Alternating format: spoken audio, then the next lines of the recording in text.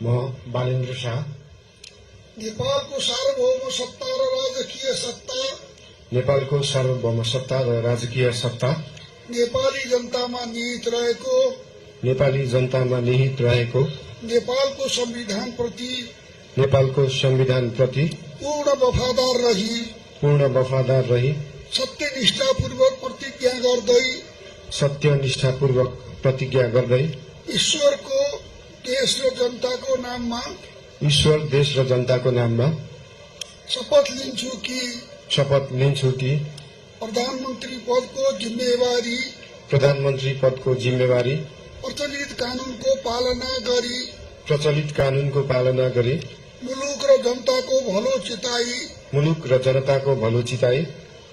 कसैको डर नमानी पक्षपात नगरी पूर्वाग्रह वा खराब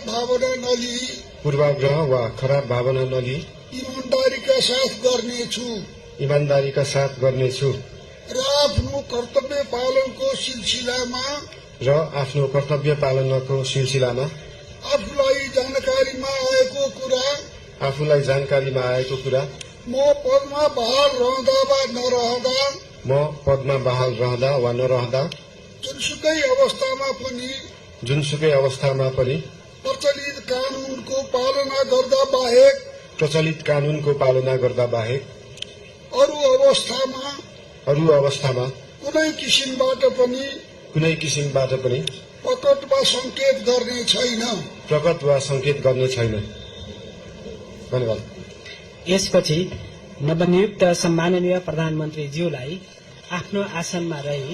शपथ पत्रमा हस्ताक्षर गरिदिनु हुन अनुरोध गर्दछु।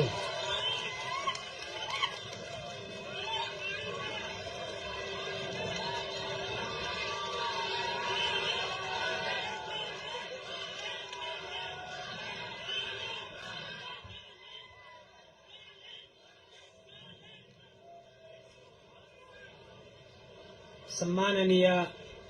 प्रधानमन्त्री श्री बालेन्द्र शाहज्यूबाट प्रधानमन्त्री